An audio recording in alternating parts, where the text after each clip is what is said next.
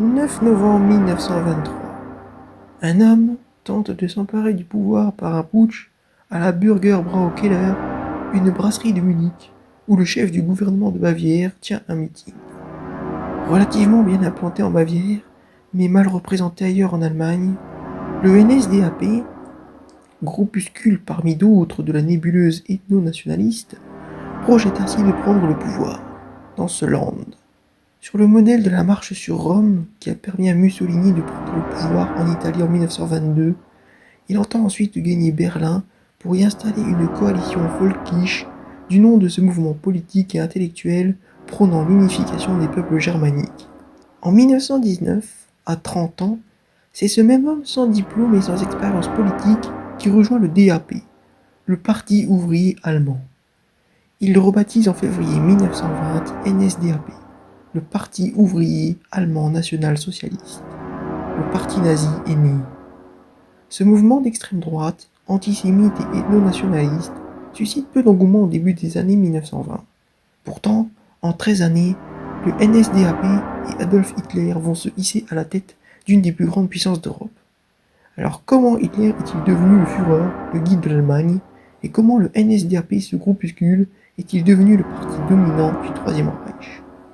Nous voici donc arrivés à l'ultime épisode de notre série consacrée à la période de l'entre-deux-guerres, un épisode un peu particulier que je décide de découper en deux parties. C'est parti générique.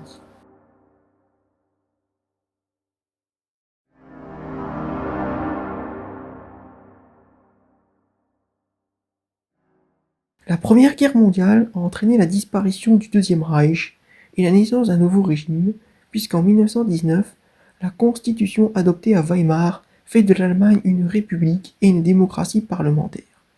Mais la jeune république connaît dès sa naissance de graves problèmes économiques et politiques. Les combats de la Première Guerre mondiale se sont déroulés principalement sur les territoires des adversaires. Par conséquent, ce ne sont pas les destructions matérielles qui ruinent l'économie allemande, mais la vertigineuse inflation qui s'installe dans le pays après la guerre. Cette inflation accélère la dépréciation du mark, dont la dévaluation provoque l'envolée des prix. Dans ces conditions, les prix et les salaires peuvent varier au cours d'une même journée. La misère fait alors son apparition. Mais à partir de 1924, l'Allemagne connaît une phase de croissance et de prospérité grâce notamment à sa nouvelle monnaie, le Rentenmark, et surtout aux investisseurs américains. Outre cette inflation, les réparations imposées par le traité de Versailles sont également un facteur essentiel de la situation du désastre économique. La situation s'aggrave davantage lorsque la France décide d'occuper la Ruhr en 1923 afin d'inciter l'Allemagne à payer, aux yeux de l'opinion allemande, un nouveau champ de bataille d'une grande guerre jamais vraiment terminée vient de s'ouvrir. La révolution allemande de novembre 1918 entraîne la substitution de la démocratie parlementaire à la monarchie constitutionnelle.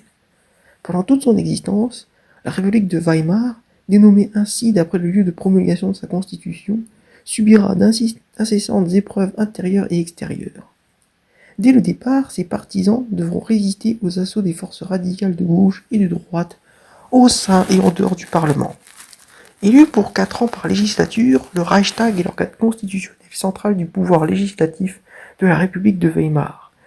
La législation principalement, y compris l'adoption du budget, ainsi que le contrôle du gouvernement du Reich, relève de ses attributions.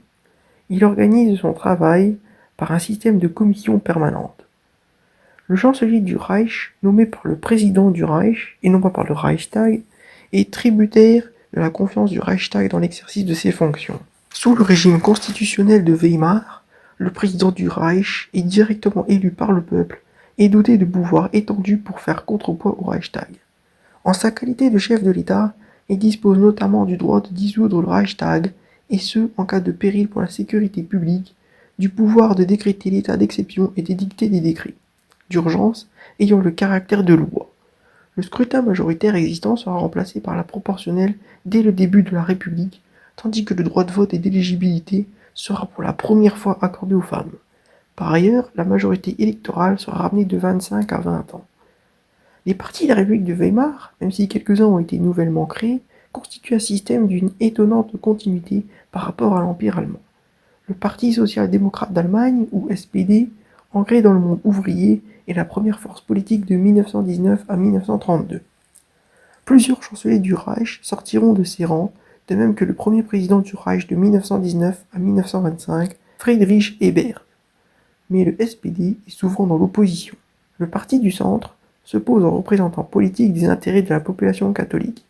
Pépinière d'où sortiront la majorité des chanceliers du Reich, il sera présent dans tous les gouvernements jusqu'en 1932. Le Parti démocratique allemand, ou le DDP, conservateur et libéral de gauche, le Parti allemand de l'État, le DSDP, à partir de 1930, a fortement pesé sur la rédaction de la Constitution de Weimar, et lui aussi est représenté dans la plupart des gouvernements jusqu'en 1932. Le SPD, le Centre et le DDP sont les partis inconditionnellement fidèles à la Constitution de la République de Weimar. S'ils réunissent encore quelques 70% des voix à eux trois pour les élections à l'Assemblée nationale de janvier 1919, les premières élections au Reichstag en juin 1920 leur font perdre définitivement la majorité parlementaire. Dès lors, à l'exception de plusieurs grandes coalitions, on aura une succession de gouvernements bourgeois et minoritaires, généralement tolérés par le Parlement. Tous les gouvernements de Weimar sont marqués par leur instabilité chronique et leur brièveté. Les partis politiques sont trop attachés à leur milieu traditionnel et en raison de l'étroitesse des marges de répartition économique, se montrent trop peu enclins à des compromis les uns vis-à-vis des autres. Le Parti populaire allemand, le DVP, conservateur et initialement vis-à-vis de la République, participe à la plupart des gouvernements du Reich à partir de 1920. De même que le Parti populaire bavarois, le BVP, qui, après s'être détaché du centre en 1918, est fréquemment représenté au gouvernement du Reich à partir de 1922. Les partis libéraux DVP et DDP vont connaître un déclin inexorable qui s'avérera lourd de conséquences pour la République de Weimar, au terme de laquelle ils seront réduits à l'état de groupuscule et qui est entre autres responsable de l'ascension du NSDAP. Le Parti populaire national allemand, le DNVP, est l'un des ennemis implacables de la République. En tant que représentant du camp conservateur et monarchiste, il combat d'emblée le système démocratique. Même chose pour le Parti communiste d'Allemagne, qui cherche à instaurer une dictature socialiste déconstruite sur le modèle soviétique. Après la rupture de la dernière grande coalition en été 1930, les gouvernements du Reich ne sont plus formés par voie parlementaire, mais sous forme de cabinet présidentiel. Sans majorité parlementaire propre, ils gouvernent principalement par le biais de décrets d'urgence édictés par le président du Reich sur le fondement de l'article 48 de la Constitution de Weimar. Ils engagent par là même une notation constitutionnelle rampante au détriment du Parlement. Si Heinrich Brüning, du centre, premier chancelier du Reich, à la tête d'un tel cabinet présidentiel de 1930 à 1932, se sont encore liés à la démocratie, ses successeurs sans étiquette, Franz von Papen à partir de juin 1932 et Kurt von Schleicher en décembre 1932, mènent une politique ouvertement axée sur le dépassement de la République de Weimar. Le clivage des partis oppose, comme en France, les partisans et les adversaires du régime né de la défaite, c'est-à-dire la République de Weimar. À gauche dès janvier 1919, les spartakistes, c'est-à-dire les communistes allemands, déclenchent une insurrection à Berlin. Elle est aussitôt écrasée par le gouvernement socialiste. La gauche allemande s'en trouve alors divisée. Le Parti communiste allemand, le KPD, s'oppose dorénavant à cette république et aux socialistes. L'Allemagne est gagnée par la crise mondiale dès 1930, car le phénomène des retraits des capitaux étrangers, en particulier américains, prive rapidement les entreprises de crédit. En outre, les débouchés extérieurs de l'Allemagne se retrouvent limités par la récession internationale et la contraction du commerce mondial. Ainsi, en 1932, la production industrielle chute de moitié et le chômage croît à mesure que la crise s'étend. 1,5 million de chômeurs en 1929, 6 millions en 1932. La classe moyenne craigne la misère qui touche déjà les ouvriers. La crise est tout aussi catastrophique pour les agriculteurs qui subissent la baisse des prix et de mauvaises ventes. Désorienté par la crise économique, le gouvernement allemand hésite beaucoup sur les solutions à apporter. Cette situation favorise les partis extrémistes, en particulier le parti nazi qui progresse aux élections. Le parti nazi est dirigé, à cette époque, par un certain Adolf Hitler. Né à Braunau-sur-Lahn en Autriche le 20 avril 1989, il connaît la vie turbulente dans sa jeunesse à l'intérieur de la grande ville multiethnique de Vienne. Il désirait devenir artiste, un souhait resté sans lendemain. À l'approche de la guerre, il quitte Vienne pour Munich, puis, en 1914, il s'engage dans le 16e régiment de Bavière. Sa bravoure lui vaut la croix de fer, première classe. Il découvre alors la grandeur de la vie sous les armes, la beauté de la camaraderie et la noblesse du guerrier. Ses rêves détruits par la défaite allemande de 1918, Il demeure convaincu que juifs et marxistes ont contribué à cette défaite. En 1920, il fonde le Parti national-socialiste des travailleurs allemands, le Nationalsozialische Deutsche Arbeiterpartei ou le NSDAP. Emprisonné à la suite de l'échec d'un coup de force pour prendre le contrôle du gouvernement de Bavière, Hitler rédige Mein Kampf, où il consigne ses idéaux néo-nationalistes basés sur la supériorité de la race aryenne et la création d'une élite armée. Il réémerge à la tête du parti à sa libération en 1925. La Grande Dépression fournit le climat d'incertitude propice à la montée de son parti. Factions de gauche et de droite s'affrontent sur un fond de chômage et de misère. En s'alliant aux industriels de la droite, Hitler renforce la position du parti nazi au Reichstag, où il obtient 107 sièges en 1930, désormais le second parti en importance. Il profite du climat de violence pour établir son emprise dans les rues au moyen de troupes paramilitaires, les SA, ou Sturmabteilung, que l'on appelle en français les chemises brunes. En avril 1932, il perd de peu les élections à la présidence. Inconscient du danger qu'il représente, le président Paul von Hindenburg nomme Hitler chancelier le 30 janvier 1933. Le putsch de la brasserie apparaît donc comme un symptôme supplémentaire du déficit de légitimité des institutions, né de l'effondrement du Deuxième Reich. Pourtant, ce putsch d'opérette, organisé avec un mélange de brutalité, d'amateurisme et de naïveté, tourne au fiasco. Hitler croit pouvoir convaincre rapidement von Kahr, le chef du gouvernement bavarois, de le nommer à la tête d'un nouveau gouvernement. Ce jour-là, les nazis vont aussi commettre l'erreur de relâcher leurs otages à la faveur de promesses vides. La manifestation est dispersée à coups de mitrailleuses et le lendemain, 10 novembre 1923, les meneurs, Adolf Hitler et Erich Ludendorff, sont arrêtés. Le NSDAP est alors interdit.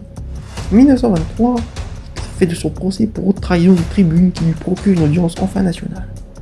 Complaisant, le président du tribunal le condamne à 5 années de forteresse. Hitler met cette incarcération au profit en rédigeant Mein Kampf, livre qui constitue un instrument important de fixation idéologique.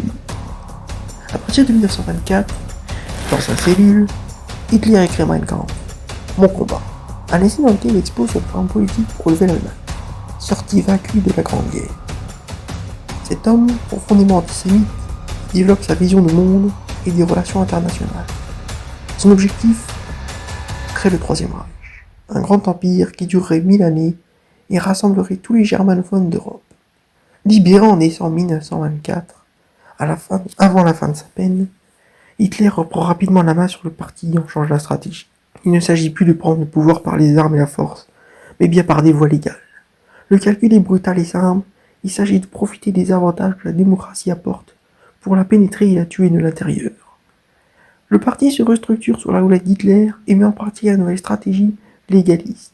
Il assume en la matière un rôle inédit de fédération et de structuration des mouvements ethno-nationalistes allemands, d'abord au plan des organisations corporatistes et syndicales, ensuite au plan partisan. Cependant, cette nouvelle stratégie, la prise de pouvoir par les suffrages électoraux, semble initialement vouée à l'échec. Aux élections législatives fédérales de 1928, le NSDAP n'obtient que 2,6% des votes, soit 800 000 votes sur 41 millions de votants. Parti de l'extraordinaire et de la mobilisation de guerre transposée en politique, le NSDAP peine à se faire entendre dans ces années de prospérité économique. Mais l'irruption à la fin de 1929 de la déflation résultant du crash boursier américain du 24 octobre de la même année fait figure de tsunami dans une économie allemande très ouverte aux capitaux internationaux et que la crise du crédit touchait de plein fouet. En Allemagne, en quelques semaines, le taux de chômage atteint des niveaux vertigineux et la crise politique s'étend sur fond d'impuissance des politiques à enrayer la cascade de failles. À la crise économique se surajoute, pratiquement immédiatement, une crise politique marquée par le blocage des institutions et l'émergence d'un régime présidentiel de feu. Hitler accuse les démocrates, la gauche et les juifs d'être responsables de la crise. Il cherche à séduire toutes les classes sociales. Aux ouvriers, il promet du travail, aux paysans la défense de leur propriété, et le nombre de députés nazis au Reichstag augmente. Il passe de 12 à 107 en 1930. Les classes dirigeantes, souvent par anticommunisme, soutiennent le parti nazi. De son côté, Hitler se rapproche discrètement des milieux d'affaires, avec l'appui par exemple des entreprises Krupp et IG Farben.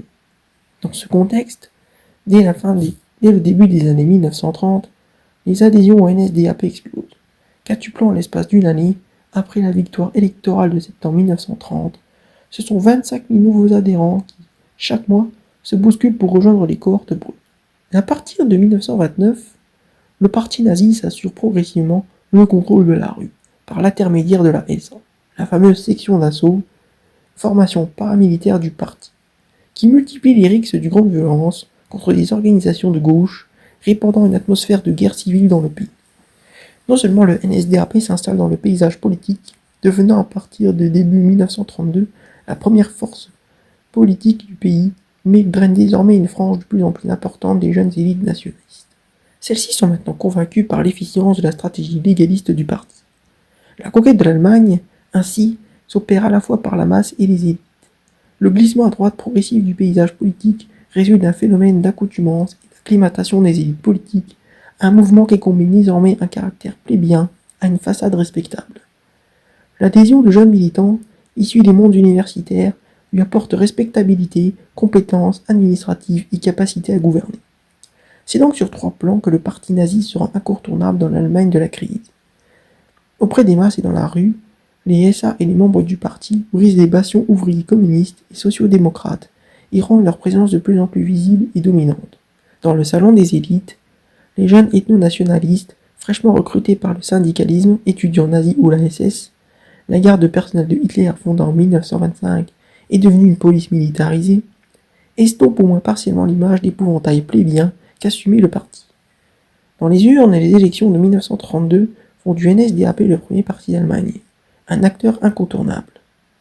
À l'hiver 1932, les cercles nationalistes classiques envisagent de former un gouvernement de coalition de droite sous la houlette d'Hitler, qui serait maintenu sous étroite surveillance.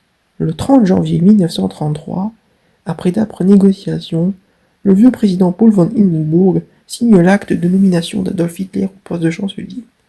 Le nouveau cabinet est donc composé essentiellement de personnalités de la droite nationaliste, et les nazis y sont minoritaires, quand bien même ils tiennent le ministère de l'Intérieur et le gouvernement de la Prusse.